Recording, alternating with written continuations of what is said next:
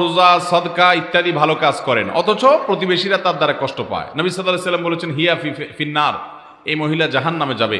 তার নফল আমল রোজা এগুলাতে লাভ হবে না, যেহেতু সে প্রতিবেশীর হক নষ্ট করে, মানুষের হক নষ্ট করে, আচরণ খারাপ করে।